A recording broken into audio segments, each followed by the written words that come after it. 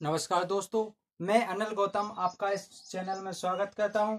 तो हम आज आपको बताएंगे शेर शाह सूरी के बारे में, जिसने ग्रांड ट्रंक रोड की स्थापना की, जिसे सड़कों का निर्माण का जनक कहा जाता है। क्या कहा जाता है, इसके बारे में हम डिस्कशन करेंगे। इसने कितने वंश तक शासन किया, यह कौन था, एक किसका वो क्या था, एक तो उत्तराधिकारी हुआ, तो इसके बारे में हम आप डिस्कशन करेंगे। तो गाइस, सबसे पहले आपको इन्फॉर्मेशन ये है कि आप वीडियो को पूरा देखा करें, ताकि आपको फुल डिटेल्स समझ में आ जाए। आप किसी का भी वीडियो देखा करें तो पूरा डिटेल्स में देखा करें, ताकि आपको पूरी पूरी जानकारी मिल जाए सके। तो गाइस, सबसे पहले आप चैनल को सब्सक्राइब कर लें, जो पहली बार देख रहा हो, लाइक और शेयर जरूर करें, ताकि आपको नोटिफिकेशन मिलता रहे। तो गाइस, हम सबसे पहले आपको बता रहे हैं शेर शाह सूरी के बारे में। शेर शाह सूरी, शेर शाह सूरी, शेर शाह सूरी, इसका जन्म कब हुआ था, ये कब, यानी ये क्या है, इसका नाम क्या है। शेर शाह सूरी का बचपन का नाम, सबसे पहले क्वेश्चन आता है कि इसका जन्म कब हुआ था। तो फरीद खां था इसके बचपन का नाम।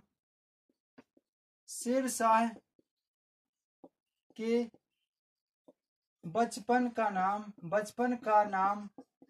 फरीद खां था। फरीद खां, फरीद खां था। तो इसका जन्म फरीद खां का फरीद खां का जन्म का जन्म जन्म 1472 ईस्वी में 1472 ईस्वी में होशियारपुर होशियारपुर में हुआ था। इसके पिता का नाम फरीद खां के पिता का नाम हसन खां था। हसन खां था। तो इसके दादाजी हुए इब्राहिम सूरी। हमें इनके बारे में डिटेल से बता रहे हैं। तो इसके फरीद खां के दादाजी थे जो इब्राहिम सूरी। तो जो इब्राहिम सूरी थे, जो बहलोल लोदी, जो क्या काम करते थे, जो घोड़ों को व्यापार करते थे, और जो बहलोल लोदी उसका पुत्र था सिकंदर लोदी, उसको क्या करते थे, घोड़ों का व्यापार, उसको घोड़े दिया करते थे। तो जो इब्राहिम, वो बहलोल लोदी का पुत्र सिकंदर लोदी हुआ। सिकंदर लोदी ने जो क्या है, बिहार का जो सासाराम वाला हिस्सा है, उसे इब्राहिम सूरी को वहां का थोड़ा सा वो बना दिया, वहां का जमींदार, यानी थोड़ी रियासत का शासक बना दिया। तो क्या हुआ कि इब्राहिम सूरी के बाद क्या हुआ कि जो आए फरी हसन खां था। तो हसन खां ने अपने जीवन में 4 शादियां की थी। इस जो फरीद खां था, जी अपने हसन खां की बड़ी पत्नी के पुत्र का नाम था फरीद खां। जो हसन खां था, हसन खां की जो लास्ट की जो पत्नी थी, उसके पुत्र का नाम था, क्या नाम था, सुलेमान खान। सुलेमान नाम था उसका। जो उसकी माँ और फरीद खां की माँ, तो जो हसन खां था, जो उसकी नई पत्नी थी, उससे ज्यादा प्यार करता था, यानी जो लास्ट की जो सुलेमान की माँ थी, उससे ज्यादा प्यार करता था। तो जिससे ताकि वो उसके, यानी शेरशाह सूरी जो फरीद खां के बारे में भड़काती रहती थी। कहती थी कि यानी जो उत्तराधिकारी का वो यानी चलती आ रही है। तो उससे वो कहती थी कि यानी उसका कौन सा सुलेमान उसका पुत्राधिकारी बन जाए, लेकिन ये परंपराओं के अनुसार नहीं था। तो हसन खान ने क्या कहा कि हसन खान ने एक छोटी, यानी उसको थोड़ी सी वो अपने जिम्मेदारी अभी नहीं सौंपी। क्या किया कि जो फरीद खां था, फरीद खां यहाँ से चला गया, अपने घर से चला गया, यानी बिहार से चला गया, और पहुंचा कहाँ पर, आगरा में पहुंचा। जो सिकंदर लोदी के पास पहुंच गया। और सिकंदर लोदी को फरीद खान ने अपनी पूरी डिटेल्स, अपनी हिस्ट्री सुनाई कि हमारे ऐसा ऐसा हो रहा है। तो सिकंदर लोदी ने एक पत्र के जरिए ऑर्डर दिया कि तुम जाओ और वो बात मान लेंगे। तो हसन खां के पास फरीद खां गया, तो हसन खां ने उसको ऑर्डर मान लिया, जो पत्र के जरिए लिखा था। तो ऑर्डर मानने के बाद हसन खां भी चाहता था कि हमारा फरीद खां मेरा कुछ हिस्सा बटाए। तो उसने कुछ पैसे का लेन देन का हिस्सा संभाला। हिस्सा संभालते वक्त तो वो हिस्सा संभाला, इसके बाद वो चला गया जी, फरीद खान चला गया किसके पास, जो बिहार का था मोहम्मद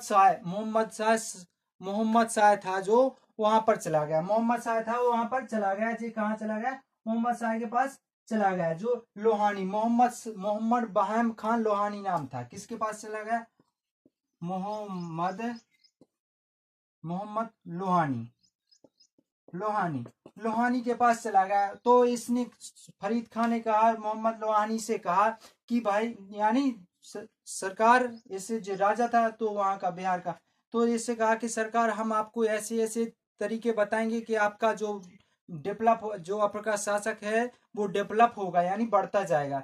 तो ये इसके यहाँ रहने लगा और इसके कुछ हिस्से में काम करने लगा। एक बार क्या हुआ कि जो मोहम्मद शाह शिकार खेलने गया और साथ में फरीद खां भी गया।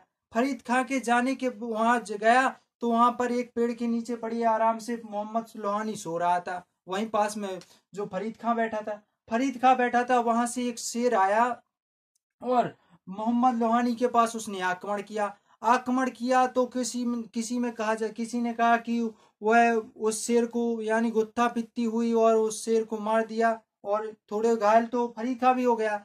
लेकिन किसी में कहा कि, यानी फरीद खां ने एक ही तलवार से उसको काट दिया, शेर को काट दिया, इसलिए उसको शेर खां कहा गया। तो हमको इससे कुछ लेना देना नहीं है, हमको पता है कि फरीद खां ने उस शेर को मार दिया। और फरीद खां को शेर, इसकी जो बहादुरी देखकर मोहम्मद शाह ने इसकी बहादुरी देखकर इसको नाम क्या रखा, शेर खां की उपाधि दे दी। इसको क्या दे दी, शेर खां की उपाधि दे दी। तो इसको शेर खां की उपाधि देने के बाद जे वहां का थोड़े से रियासत रियासत चलता गया, और जो जो कहा वो जो बिलग्राम का युद्ध हुआ ना, बिलग्राम का चौसा का युद्ध हुआ, उसमें इसने मोहम्मद, जो बिलग्राम चौसा का युद्ध हुआ 1900, जो 1539 में चौसा का युद्ध हुआ आपका, इसमें इसने किसने, इसने उसमें इसका जो मोहम्मद शाह का बड़ा हाथ दिया। फिर फरीद खान ने, जिसे शेर खां सूरी कहने लगे, तो शेर खां सूरी ने इसके बारे में क्या कहा कि जो वहां का शासक बनने के बाद वो उस पर आक्रमण किया कर दिया, किस पर, हुमायूं पर आक्रमण कर दिया। हुमायूं पर आक्रमण करने के बाद ये चौसा का युद्ध, बिलग्राम का युद्ध जीत गया। बिलग्राम के युद्ध के जीतने के बाद ये वहां का शासक बन गया। तो ये गद्दी पर, दिल्ली की गद्दी पर कब बैठा, तो शेर खां, इसका नाम पड़ गया शेर खां। शेर खां 1540 ईस्वी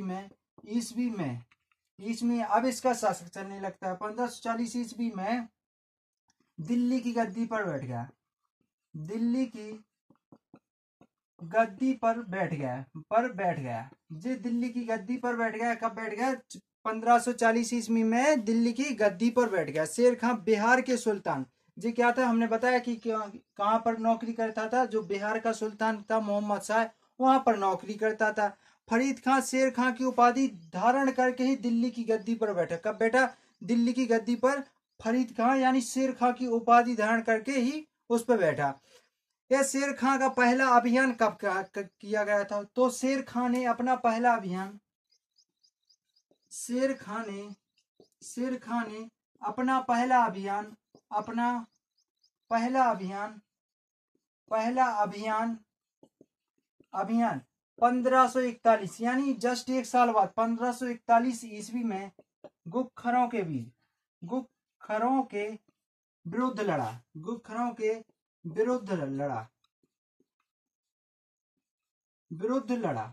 तो इसने लड़ा, तो जो गुखर क्या थे, तो जे मुगलों की सहायता कर रहे थे, गुखर लड़ा था। तो जे गुखर क्या थे, जे मुगलों की सहायता कर रहे थे। फिर इसके बाद शेर शाह ने रायसेन किले पर इसने एक बार क्या किया कि जो इसका पश्चिमी भाग था उस पर इसने एक किला बनवाया। इसके बाद हम आगे नोट्स लिख रहे हैं। शेर शाह सूरी ने जो एक किला था उसको पश्चिमी भाग में, बिहार का जो पश्चिमी हिस्सा था, पश्चिमी हिस्से में एक किला था। उसका किला का नाम था रायसेन किला। रायसीन किला था। पश्चिमी हिस्से में रायसीन किले पर, यानी बिहार का पश्चिमी हिस्से में रायसीन किले पर शेर खान ने रात को आक्रमण किया।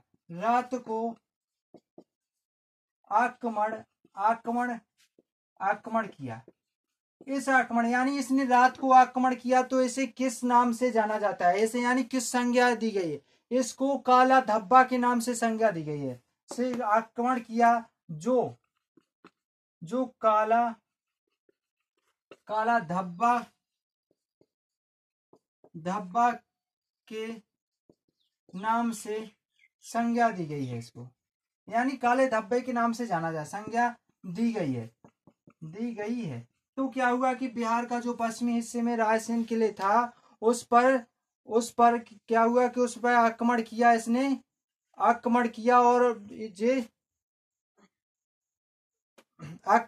और इसने रायसेन किले पर आक्रमण करने के बाद रात को आक्रमण किया, तो काला धब्बा का नाम संज्ञा दी गई है। इसे अकबर का अग्रदूत भी कहा जाता है, क्योंकि अकबर से पहले आया था। इसे अकबर का अग्रदूत भी कहा जाता है। इसे क्या कहा जाता है? शेर खां को अकबर का अग्रदूत भी कहा जाता है।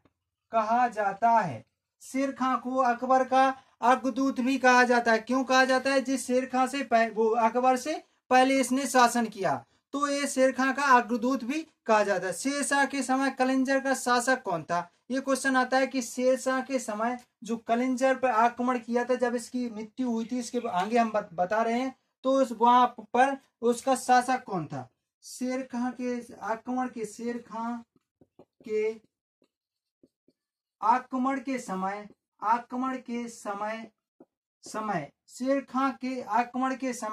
कलिंजर का शासक कीरत सिंह था। कौन था? कीरत सिंह था। यानी इसने जब आक्रमण किया, तो कलिंजर का शासक कौन था? कीरत सिंह था। यह बिहार के पश्चिमी यानी हिस्से पर तो इसमें आक्रमण किया, तो जिसे तो काला धब्बा के नाम से जाना जाता है। तो इसने क्या किया कि जो कलिंजर के आक्रमण किया, तो वहां का शासक कीरत सिंह था। कीरत सिंह पर ये सोच रहा था कि हमको कलिंजर का आक्रमण में विजय हो जाए, तो कीरत सिंह ने इसे यानी विजय ना होते हुए इसके कलिंजर के आक्रमण में ही इसकी मृत्यु हो गई थी। इसने 4 सड़कों का निर्माण करवाया। सबसे पहले तो शेर खां सूरी को यानी निर्माण का जनक, वो सड़क निर्माण का जनक कहा जाता है। शेरशाह सूरी को सड़क निर्माण का जनक कहा जाता है। सड़क निर्माण का जनक कहा जाता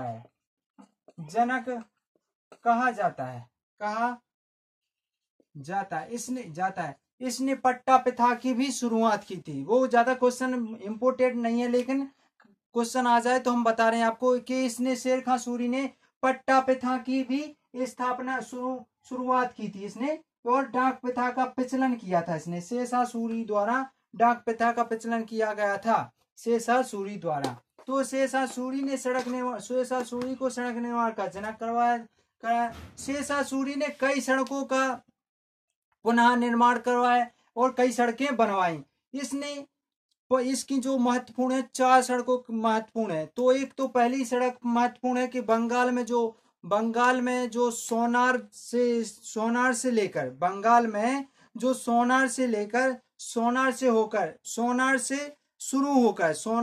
शुरू होकर दिल्ली, लाहौर और पंजाब तक जो 4 पंजाब में कटक, यानी पहली सड़क है जो बंगाल में सोनार से लेकर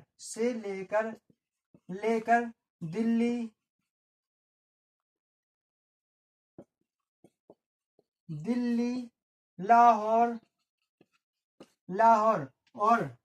एवं पंजाब के कटक तक ठीक है, यानी कटक तक लंबाई है, कटक तक।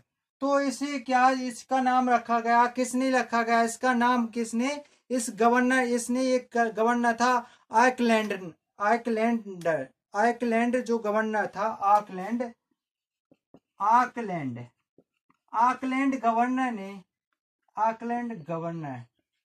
गवर्नर ने इसे ग्रांड ट्रंक रोड के नाम से कहा, इसे ग्रांड ट्रंक रोड नाम लेकर पुकारा, यानी इस सड़क को ग्रांड ट्रंक नाम लेकर पुकारा। इसे ही हम जीटी रोड कहते हैं, क्या कहते हैं, जीटी रोड। क्वेश्चन बहुत अति महत्वपूर्ण है कि जीटी रोड का निर्माण किसने करवाया, तो शेरशाह सूरी ने करवाया। किसने करवाया, शेरशाह सूरी ने इसका निर्माण कराया। इसने पाटलिपुत्र नगर, जो पाटलिपुत्र था, इसका नाम बदलकर क्या रखा था। जो क्वेश्चन आता है कि पाटलिपुत्र का नाम बदलकर, शेरशाह सूरी ने पाटलिपुत्र का नाम बदलकर क्या रखा था। तो यह क्वेश्चन आता है कि पाटलिपुत्र का नाम पटना किस शासक ने रखा था। तो क्वेश्चन बनता है शेरशाह सूरी से। शेरशाह ने, शेर खां बोल सकते हैं आप, शेर खां ने पाटलिपुत्र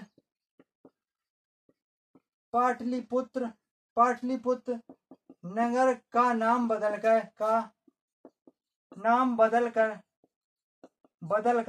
पटना रख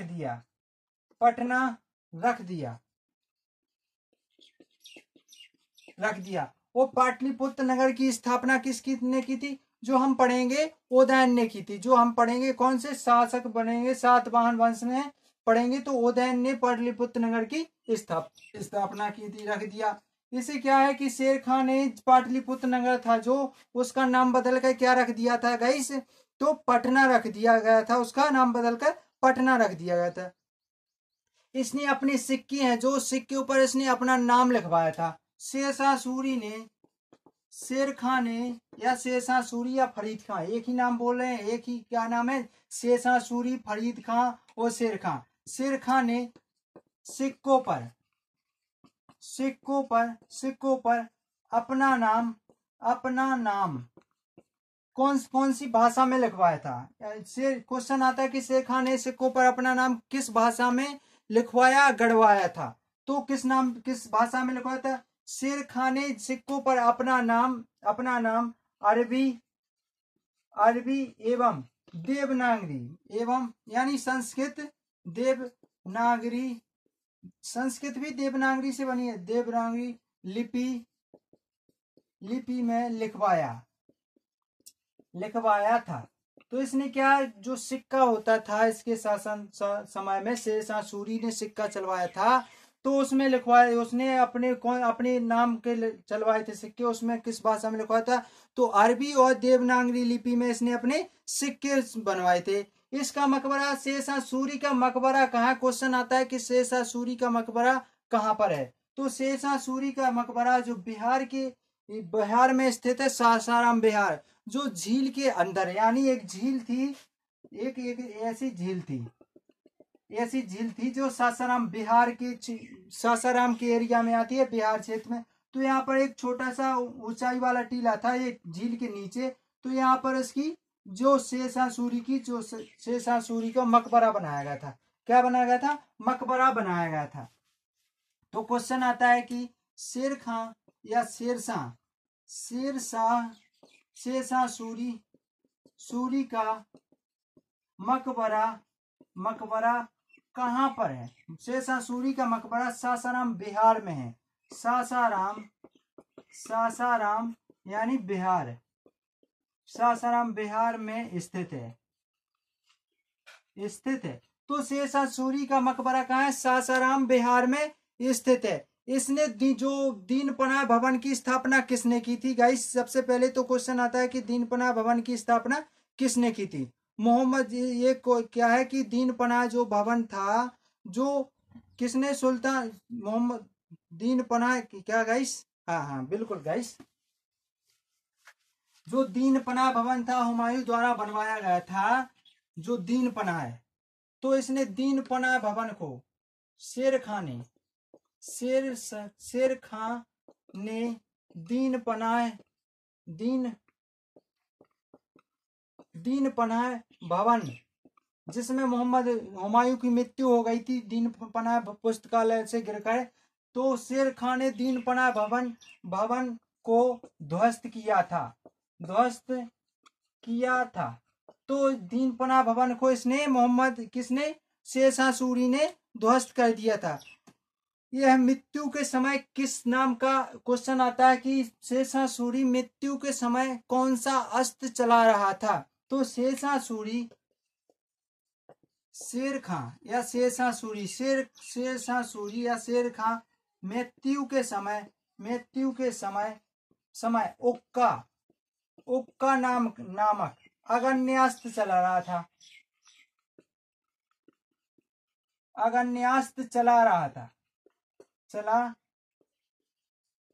था। इसकी मृत्यु 22 मार्च 1545 में हो गई थी। क्यों हो गई थी हम बता रहे हैं गाइस। जी कलिंजा के आक्रमण के समय जो कलिंजा का शासक कौन था, कीरत सिंह के पास ने आक्रमण किया, और जो तोप का गोला उस कलिंजा की जो भवन था उससे टकरा कर लौटते वक्त वो गोला इससे शेर शाह सूरी में गल गया और इसकी मृत्यु हो गई। तो इसकी मृत्यु हुई थी 22 मार्च।